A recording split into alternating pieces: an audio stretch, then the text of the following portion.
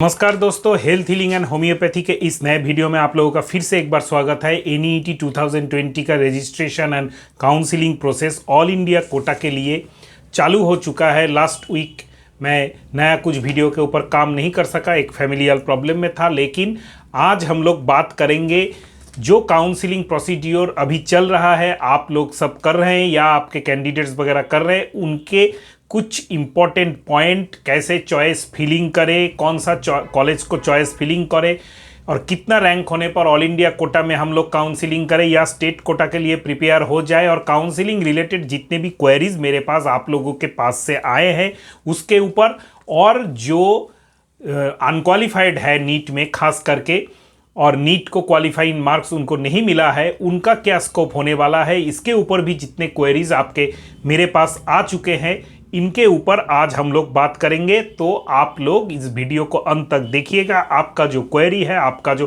Question है regarding counselling process of this year and general procedures of the admission for BHMS, BAMS, BUMS and BNYS के regarding सब कुछ जितने भी queries important students के होते हैं उनको कोशिश करेंगे हम लोग सॉल्व करने के। तो आइए शुरू करते हैं। तो दोस्तों, सबसे फास्ट है, काउंसलिंग स्टार्ट हो चुका है। वेबसाइट आप लोग सभी को मालूम है AACC.gov.in।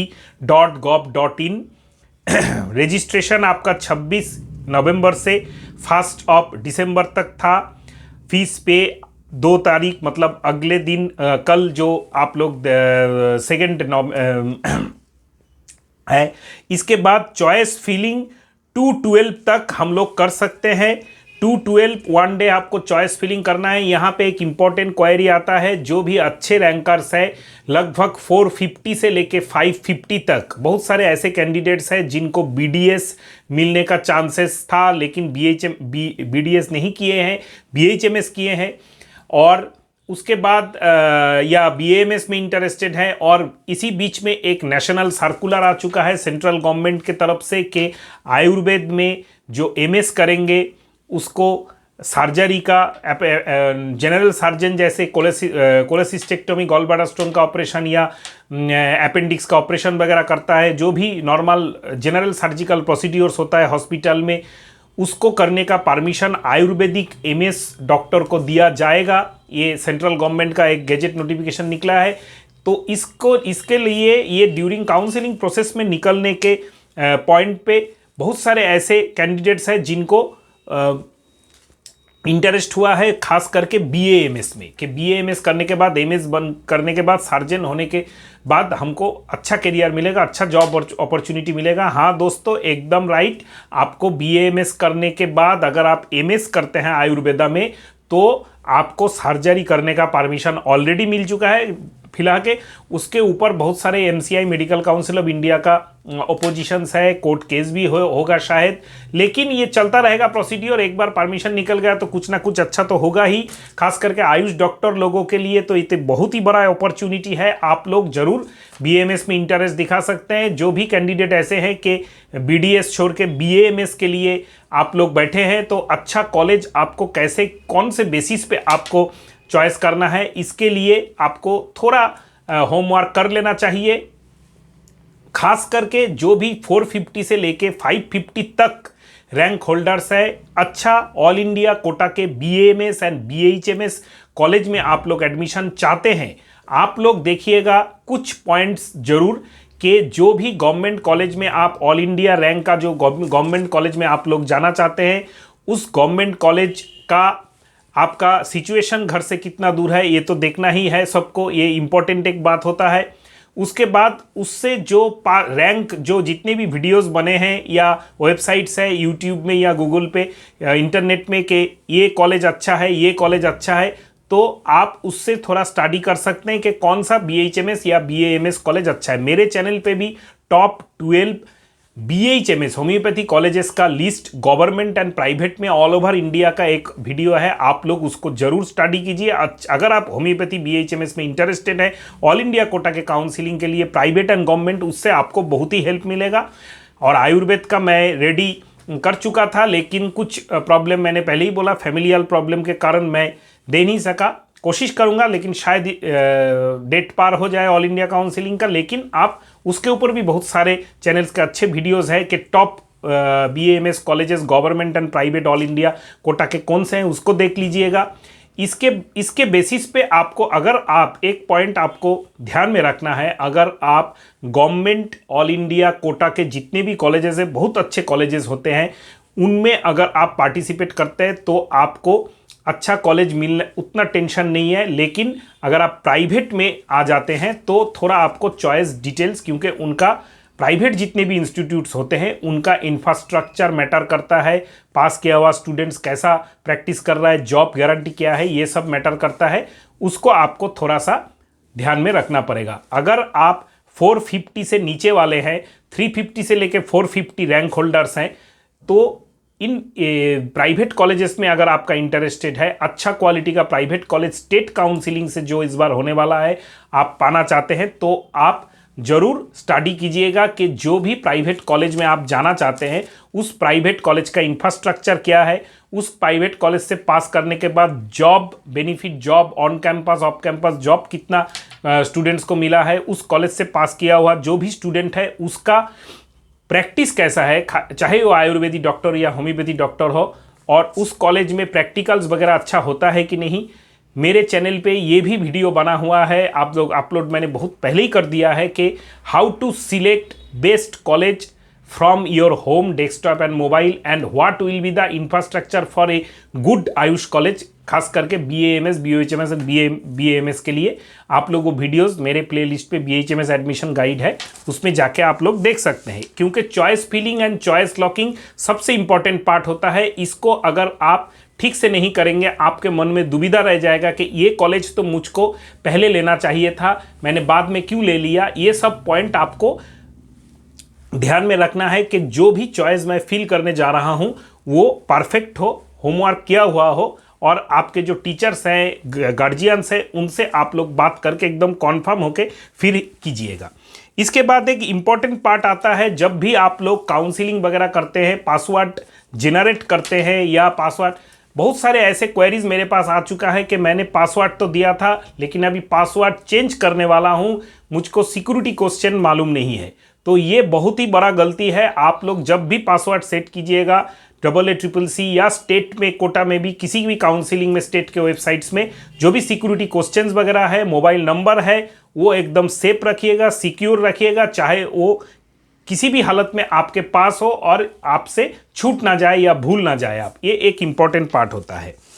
एक रिपोर्ट टू इंस्टीट्यूट के बारे में बहुत सारा क्वेरीज मेरे पास आ चुका है कि आप लोग जब first round of all India quota के काउंसिलिंग में अगर आपको चॉइस, आपका डिजायरेबल चॉइस आपको मिल जाए, कॉलेज मिल जाए, वहाँ पे जाके आप लोग रिपोर्ट करेंगे, तो आपको जो करना है कि विद इन 5/12 मतलब दिसंबर 2020 के 5 तारीख से लेके 12 तारीख, इसी 7 दिनों में आपको जाना है। तो अगर लॉन्ग डिस्टेंस का कॉलेज आपको मिले तो थोड़ा जल्दी निकलना पड़ेगा। अगर आप नहीं जाते हैं, नहीं पहुंचते हैं तो क्या होगा, या सेकेंड राउंड का जो कॉलेज है, सेकेंड राउंड में आप लोग जाएंगे तो टेक्निकली क्या होगा, इसके ऊपर बहुत सारे क्वेरीज आते हैं। तो फ्री एग्जिट जो होता है वो आपको फर्स्ट राउंड में ऑल इंडिया कोटा में for government aided, national institute, central university, deemed university, सब में अलाउ है। अगर आप सेकेंड राउंड में जाते हैं तो free exit if not joined, no exit if joined. तो ये बात आप लोग समझते नहीं है, जितने भी कैंडिडेट्स हैं, आपको ये बात ध्यान में रखना चाहिए कि सेकेंड राउंड में आप जब जा रहे हैं, सेकेंड राउंड में काउंसिलिंग में अगर आपको आपका डिजायरेबल कॉलेज मिल जाता है, उसमें जाके आप ज्वाइन कर जाते हैं, तो आपको फ्री एग्जिट नहीं मिलेगा, क्योंकि आपने सेकेंड राउंड में ज्वाइन कर दिया है। फर्स्ट राउंड में अगर आप ज्वाइन करते हैं या नहीं करते हैं, या ज्वाइन करके रिजाइन करते हैं, सब कुछ अलाउ है, फ्री एग्जिट। लेकिन सेकेंड राउंड में अगर आप ज्वाइन करते हैं तो वहां से आप रिजाइन नहीं कर सकते, और सेकेंड राउंड में अगर आप ज्वाइन ही नहीं करते हैं तो आप फ्री एग्जिट मिल सकता है। अच्छा, अभी आपका और एक इंपॉर्टेंट क्वेरीज आता है रिगार्डिंग सिक्योरिटी मनी एंड जो भी आपका refundable and non refundable fees होता है। तो रजिस्ट्रेशन फीस जो है नॉन रिफंडेबल है, यह आपको कभी भी रिटर्न नहीं मिलेगा अगर आप फर्स्ट राउंड में काउंसिलिंग में पार्टिसिपेट करते हैं। वो है जनरल एंड ओबीसी के लिए 1000, जनरल एंड ओबीसी के लिए 1000 एंड एसटी एससी पीडब्ल्यूडी के लिए 500। ये आपको रिटर्न नहीं मिलेगा। प्राइवेट में अगर आप रजिस्ट्रेशन करते हैं तो ऑल कैटेगरीज के लिए 5000 है, ये भी आपको रिटर्न नहीं मिलेगा। आपको जो रिटर्न मिलेगा, अगर आपको फ्री एग्जिट मिल जाता है, अगर आप फर्स्ट राउंड में, कहाँ पे आपको रिटर्न मिलेगा पैसा, ये आपका इंपॉर्टेंट पार्ट है। अगर जो भी आपका AACCC का वेबसाइट है वहाँ पे जाइए, वहाँ पे जाके ऊपर में जितने भी फोल्डर्स आपको दिख रहे हैं वहाँ पे FAQ बोल के फ्रीक्वेंटली आस्क्ड क्वेश्चन फोल्डर में जाने से एक PDF ओपन होता है। वहाँ पे जाके जो PDF डाउन होता है उस पर आप लोग देख लीजिए। फ्री एग्जिट जहाँ पे है वहाँ पे ही आपको रिफंडेबल जो फीस है वो मिलेगा। कभी कभी जो कैंडिडेट्स है ऐसा सोचते हैं कि फ्री एग्जिट का मतलब हम लोगों को जो भी रजिस्ट्रेशन फीस हम लोगों ने पेड किया है 1000 या 500 वो भी रिफंड मिलेगा। वो कभी भी रिफंड नहीं मिलेगा, किसी को भी रिफंड नहीं मिलेगा। आपको जो रिफंड मिलने वाला है वो है रिफंडेबल सिक्योरिटी मनी, जो है गवर्नमेंट एंड गवर्नमेंट एडेड के लिए 10,000 और प्राइवेट या डीम्ड यूनिवर्सिटी के लिए 50,000। ये आपको रिफंड मिलेगा। कब रिफंड मिलेगा? फर्स्ट राउंड में आपको रिफंड मिलेगा। कुछ भी हो जाए, फ्री एग्जिट है, आपको रिफंड मिलेगा। सेकेंड राउंड में अगर आप नहीं ज्वाइन करते हैं फिर रिफंड मिलेगा। थर्ड राउंड में आपको चॉइस लॉकिंग करने के बाद एक बार लिस्ट अगर आपका निकल जाए, exit with forfeiture of security money होता है सब। थर्ड राउंड में अगर आप पार्टिसिपेट करते हैं, जिसको मॉप अप राउंड भी बोला जाता है, वहाँ पे अगर आप ज्वाइन कर जाते हैं किसी कॉलेज में या ज्वाइन नहीं करते, लिस्ट निकल जाता है आपके नाम से कि इसको इस कॉलेज में अलॉट कर दिया गया है, तो आपको exit with fortified of security money होता है। एक भी पैसा सिक्योरिटी मनी का, चाहे वो 10,000 हो 50,000 हो, आपको रिफंड नहीं मिलेगा। सेकेंड राउंड में तब तक रिटर्न मिलेगा जब तक आप कॉलेज में ज्वाइन नहीं करते हैं, और फर्स्ट राउंड में आपको अलाउ है, आप ज्वाइन कर लीजिए। अभी एक इंपॉर्टेंट पार्ट सबको, बहुत स्टूडेंट्स को सताता है डर के हम लोग सेकेंड राउंड में जाए तो कैसे, हम लोग कौन कौन से ऐसे शर्त हैं जो सेकेंड, अगर फर्स्ट राउंड में हम लोग काउंसिलिंग में अटेंड नहीं करें, सेकेंड या डायरेक्ट थर्ड राउंड में अटेंड करें, तो हम लोगों को क्या कौन कौन से ऐसे कैंडिडेट्स हैं जो थर्ड राउंड में ज्वाइन कर सकते हैं, तो वो एक बार देख लीजिए। अगर आपको फर्स्ट राउंड में यहाँ पे ये इसी FAQ में दिया है, अगर आप फर्स्ट राउंड में पार्टिसिपेट करते हैं या नहीं भी करते हैं, सेकेंड राउंड में कौन कौन से पार्टिसिपेट कर सकते हैं।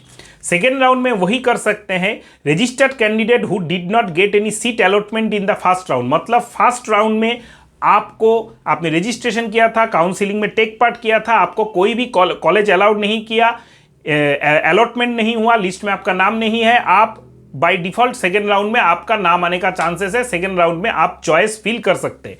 यहां पे आप लोग एक गलती मत कीजिएगा, सेकेंड राउंड में जरूर ही चॉइस फिल कीजिएगा, क्योंकि फर्स्ट राउंड में जो चॉइस आपने फिल किया था वो आपका सेकेंड राउंड में नहीं आएगा। जो भी शेड्यूल AACCC का वेबसाइट में निकलेगा उस शेड्यूल के हिसाब से सेकेंड राउंड में जाके आपको चॉइस फिल करना है, रजिस्ट्रेशन नया से नहीं करना है, क्योंकि आपने रजिस्ट्रेशन फर्स्ट राउंड में किया था और फर्स्ट राउंड का आपका सीट नहीं मिला। सेकेंड राउंड में जाके आपको खाली चॉइस फिलिंग करना है, रजिस्ट्रेशन, पासवर्ड, ID सब कुछ सेम रहेगा। Group 2, registered candidate who have secured seat under reserved quota and whose first round of allotted seat got cancelled during the document verification। First round में आपको seat मिल गया, document verification के कारण कुछ document आपके पास नहीं होने से, आपका कोई भी प्रॉब्लम होने से आपका कैंसिल हो गया एडमिशन, आपने एडमिशन उस पर्टिकुलर जो आपका इंस्टीट्यूट है वहाँ पे जाके आपने नहीं ले सका। इस पॉइंट के ऊपर आपको सेकेंड राउंड में फिर से फ्रेश चॉइस फिलिंग करने का मौका दिया जाएगा। Group 3, candidates who have reported to the allotted institute during first round allotment and want to participate in the round 2। आपने फर्स्ट राउंड में कॉलेज आपको मिल गया, आपने फर्स्ट राउंड का कॉलेज में जाके ज्वाइन किया, फिर भी आप बाय डिफॉल्ट सेकेंड राउंड में आपका चॉइस है, आप दूसरा अच्छा कॉलेज के लिए आप पार्टिसिपेट कर सकते, कोई भी प्रॉब्लम नहीं है। मैंने पहले ही बताया है फर्स्ट राउंड ऑफ काउंसिलिंग में आपको फ्री एग्जिट है। सेकेंड राउंड और एक है candidates who have been allotted to seat but not joined. First round में जिसको कॉलेज मिल गया है, फिर भी उन्होंने जाके ज्वाइन नहीं किया अलॉटेड सीट में पर्टिकुलर इंस्टीट्यूट में, वो डायरेक्ट सेकेंड राउंड कर सकता है। Candidates who have resign from the allotted seat of the first round, आपको फर्स्ट राउंड में कॉलेज मिल गया, आपने जाके पर्टिकुलर इंस्टीट्यूट में विथ डॉक्यूमेंट वेरिफिकेशन आपने ज्वाइन कर गया, फिर भी आपको उससे रिजाइन देके सेकेंड राउंड में डायरेक्ट आप एंट्री ले सकते हैं। ये गलती मत कीजिएगा, रिजाइन मत कीजिएगा। वहां पे आप रिजाइन विदाउट रिजाइन भी आप सेकेंड राउंड में पार्टिसिपेट कर सकते हैं। अगर सेकेंड राउंड में बेहतर कॉलेज आपको मिल जाए तो ही आप रिजाइन कीजिएगा, ये भी होगा। ये भी एक नियम है कि after getting seat from second round आप रिजाइन करके सेकेंड राउंड का जो कॉलेज है उसमें जाके आप एडमिशन ले सकते हैं। और NEET 2020 qualified candidates who have not registered in round 1 and want to register for round 2। अभी जो सबसे इंपॉर्टेंट पार्ट आता है, कोई कम रैंकर वाला बच्चा सोच रहा है कि कैंडिडेट सोच रहा है कि मैं डायरेक्ट थर्ड राउंड या मॉप अप राउंड में रजिस्टर करूंगा। ये गलती भी मत कीजिएगा। First round and second round किसी भी एक राउंड में आपको रजिस्ट्रेशन करना ही है। रजिस्ट्रेशन फीस पेड करके आपको सब कुछ कंफर्म करके रखना ही है, तभी आप थर्ड राउंड में जा सकेंगे। यही नियम है। इसी के ऊपर आप FAQ जो है AACCC का, वो आप PDF डाउनलोड करके पढ़ लीजिएगा। इसके बाद हम लोगों का एक इंपॉर्टेंट पार्ट आता है, जब हम लोग एडमिशन ले लेते हैं किसी भी कॉलेज में, वहाँ पे हम लोगों को जो एग्जिट, जो आप प्राइवेट में, ऐसा भी होता है कभी कभी कि आप गवर्नमेंट कॉलेज में एडमिशन ले लिए फर्स्ट राउंड, सेकेंड राउंड या थर्ड और मॉप अप राउंड में, लेकिन उस कॉलेज का इंफ्रास्ट्रक्चर आपको अच्छा नहीं लगा, अभी आप प्राइवेट कॉलेज में जाना चाहते हैं, तो आप अलग से प्राइवेट कॉलेज के लिए कॉन्सर्न जो स्टेट है, जो आपका चॉइसेबल स्टेट है, उसके जो अगर डेट रहा तब तक आप एडमिशन के लिए फिर से नया रजिस्ट्रेशन स्टेट में कर सकते हैं। ऐसा कोई रिलेशन नहीं है कि AACCC का ऑल इंडिया कोटा का रजिस्ट्रेशन करने के बाद, कॉलेज में एंट्री लेने के बाद आप उसको छोड़ नहीं सकते। आपको सिक्योरिटी मनी नहीं मिलेगा, कॉलेज जो एडमिशन फीस लेगा वो नहीं मिलेगा, क्योंकि ये एक इंपॉर्टेंट बात है। सिक्योरिटी मनी जो 50,000 या 10,000 आप लोगों ने दिया है वेबसाइट पे, वो तो आपको after second round and third round तो नहीं मिलेगा, थर्ड राउंड तो एकदम ही नहीं मिलेगा। लेकिन एक एडमिशन फीस जो आपने ईयरली दिया है कोई भी कॉलेज को, प्राइवेट हो या डीम्ड हो, वो भी आपको नहीं मिलेगा। लेकिन फिर भी आप उसको छोड़ के, उस सीट को छोड़ के किसी भी पर्टिकुलर स्टेट के अच्छे क्वालिटी का इंफ्रास्ट्रक्चर वाला प्राइवेट कॉलेज में जा सकते हैं, अगर उस कॉलेज का, उस स्टेट का काउंसिलिंग का डेट आप जब कर रहे हैं उस तक रहे तो। क्योंकि स्टेट काउंसिलिंग और जो सेंट्रल काउंसिलिंग है AACCC का, इसमें कोई लिंक नहीं है। रजिस्ट्रेशन आपको हर स्टेट में अलग अलग करना है और उसी के हिसाब से आपको रहना है। अभी एक इम्पॉर्टेंट जो क्वेरीज है आपका कि विदाउट नीट हम लोग BAMS या BHMS या कुछ भी कोर्सेस में हम लोग एंट्री ले सकते हैं कि नहीं ले सकते हैं। पिछला साल तो हुआ, बहुत देर तक होता रहा। इस साल क्या होगा? इस साल भी शायद हो, लेकिन होने का चांस दिन के दिन कम होने का आसार लग रहा है, क्योंकि इस साल में कोविड के कारण एग्जामिनेशन बहुत देर में हुआ, फिर जाके अभी फरवरी तक एडमिशन प्रोसीड्योर्स चलेगा और अगले मई में तो नीट 2021 का घोषणा लगभग हो ही चुका है। तो इस साल ये फरवरी से लेके मई जून तक, मतलब 3-4 महीने में विदाउट नीट जो एडमिशन लेने का प्रोसीड्योर्स कोर्ट केस करके प्राइवेट कॉलेजेस पिछले साल रेडी किए थे, वो इस बार थोड़ा सा तकलीफ देह हो सकता है, थोड़ा सा इम्पॉसिबल हो सकता है। हो तो सकता है, मैं कुछ नहीं ऐसा बोल सकता कि नहीं हो सकता है, लेकिन इस साल स्टेट को अलग प्राइवेट कॉलेज के लिए मैनेजमेंट कोटा बढ़ा के डायरेक्ट एडमिशन स्टेट काउंसिलिंग के थ्रू लेने का जो प्रोसीड्योर इस साल नया ऐड हुआ है, ये पिछले साल नहीं था। और हर स्टेट को बहुत दिन तक, एकदम फरवरी के लास्ट तक दे दिया गया है टाइम के काउंसिलिंग करते रहो, एक राउंड करते रहो और स्टूडेंट को लेते रहो। तो इस साल ये, और डोमिसाइल का जो प्रॉब्लम था पिछले साल कि डोमिसाइल एक स्टेट होने पर दूसरा स्टेट में जाने का प्रॉब्लम हो रहा था, इस साल वो भी उठा दिया गया है। प्राइवेट कॉलेज में आप किसी भी स्टेट के डोमिसाइल हो, खाली नीट क्वालिफाइंग मार्क्स जनरल के लिए 149 एंड OBC के लिए ST SC OBC and PWD के लिए आपका 113 होने पर आप किसी भी स्टेट के प्राइवेट कॉलेज के लिए अप्लाई कर सकते हैं, काउंसिलिंग में टेक पट कर सकते हैं और मिलने का चांसेस भी आपको हाई है BAMS and BHMS and BUMS में। तो ये सब प्रोसीड्यूर्स को देखते हुए जो भी एक्सपीरियंस हम लोगों का लास्ट ईयर तक है उसके बेसिस में हम लोग कह सकते हैं बहुत ही चांसेस कम है। अगर चांसेस निकला भी, कोई प्राइवेट कॉलेज का लॉबी या मैनेजमेंट या एसोसिएशन कोर्ट केस किया भी, तो भी आप लोगों को टाइम बहुत कम मिलेगा। तो जो भी नीट आपने क्वालिफाई, ऐसे कैंडिडेट्स मुझको देख रहे हैं कि आपने नीट क्वालिफाई नहीं किया है, तो वो कैंडिडेट जरूर आप फिर से एक बार सोच लीजिए, होमवर्क कर लीजिए, पेरेंट्स से, टीचर्स लोगों से बात कर लीजिए, यार खराब मत कीजिए। कोई भी दूसरा कोर्स आप ज्वाइन कर सकते हैं जिसमें विदाउट नीट एडमिशन लिया जा सकता है, या नेक्स्ट ईयर नीट के लिए आप लोग प्रिपरेशन लेना स्टार्ट कर दीजिए। विदाउट नीट कौन कौन से कोर्सेस आप ज्वाइन कर सकते हैं इसके ऊपर भी एक वीडियो है मेरे ऊपर चैनल पे, मैं फ्यूचर में भी लाने का कोशिश करूंगा। Bachelor in naturopathy and yogic sciences जो बहुत एक इमर्जिंग कोर्स हो इस साल विदाउट नीट बहुत जगह पे एडमिशन हो रहा है। शायद ऐसा भी हो कि अगले साल ये भी 100% नीट में आ जाए। तो अगर आप नीट क्वालिफाई नहीं किए हैं, तो अगर आप नेचुरोपैथी, आयुर्वेदिक, हर्बल मेडिसिन के ऊपर डॉक्टर बनना चाहते हैं, तो ये एक बहुत ही अच्छा कोर्स है। मैं सजेस्ट करूंगा आप लोग इसमें ज़रूर एडमिशन ले सकते हैं। अगले 2-3 दिनों में particular bachelor in naturopathy and yogic science के स्कोप्स, सिलेबस, खर्चा कितना आता है, कॉलेजेस कौन कौन सा है, इसके ऊपर मैं वीडियो लाने का कोशिश करूंगा। तो आप लोग तब तक मेरे चैनल पे बने रहिएगा। तो थैंक यू दोस्तों। अगर कोई क्वेरीज हो आप कमेंट कर दीजिएगा। कमेंट, हर कमेंट का आंसर देना मुझको पॉसिबल नहीं होता है, लेकिन उसी कमेंट्स के ऊपर बेस करके मैं नया नया वीडियो इस चैनल में लाता रहूँगा। थैंक यू दोस्तों, बाय बाय।